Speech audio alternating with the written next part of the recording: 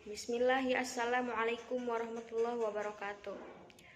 Baik, perkenalkan, saya Evi Tamara, NIM saya 19 12 10 165. Saya dari jurusan Pendidikan Agama Islam dari Fakultas Tarbiyah. Di sini saya akan menjelaskan tentang macam-macam metode pembelajaran. Yang pertama itu ada pengertian pengertian metode pembelajaran.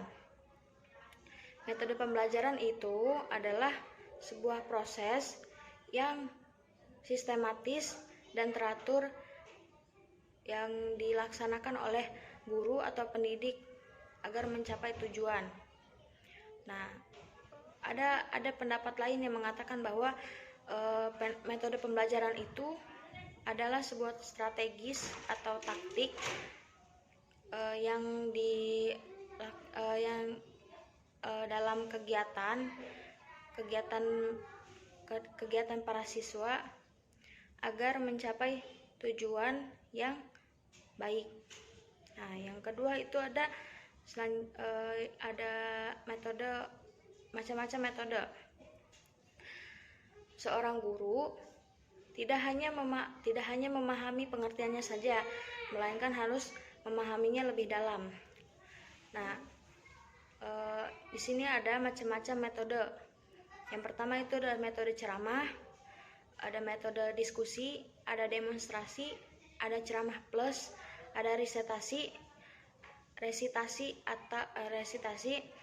metode eksperimen, metode karya wisata, latihan, perancangan, ada metode debat, dan metode mind mapping. Nah, di sini saya akan menjelaskan satu persatu. Yang pertama itu ada metode ceramah, yaitu metode yang biasanya digunakan oleh para guru untuk menyampaikan materi kepada siswanya secara lisan. Nah, yang kedua itu ada metode diskusi, yaitu metode yang menggunakan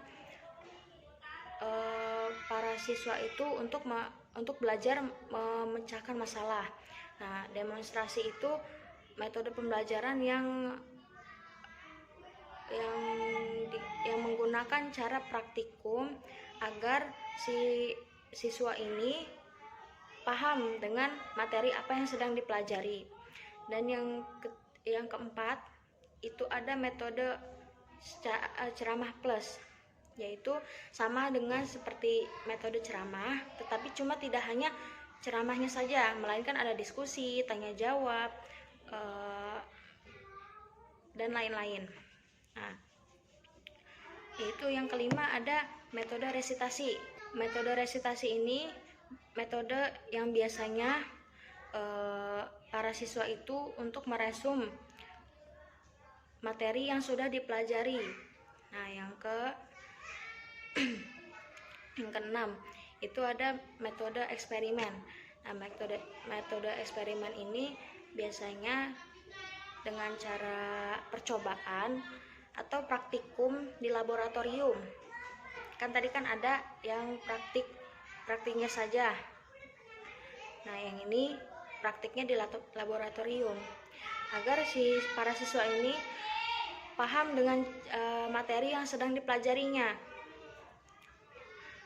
Terus itu ada karya wisata, yaitu metode ini menggunakan tempat atau lingkungan tertentu yang sekiranya ada sumber belajarnya.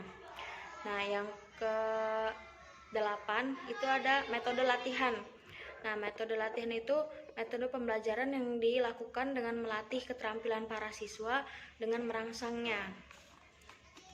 Terus selanjutnya ada metode perancangan, yaitu metode yang biasanya dirancang oleh guru agar siswa mampu membuat sebuah proyek yang nantinya akan diteliti. Contohnya kayak seperti data, seperti grafik, atau seperti perancangan skema dan lain-lain. Itu yang terakhir. Dan metode debat ini yaitu metode yang biasanya menggunakan argumen beradu argumen. Nah, yang terakhir itu ada metode mind mapping, yaitu metode ini biasanya digunakan untuk agar para mahasiswa berpikir secara beruntut pada sebuah permasalahan, bagaimana terjadinya dan seperti apa penyelesaiannya. Nah, yang ketiga itu ada fungsi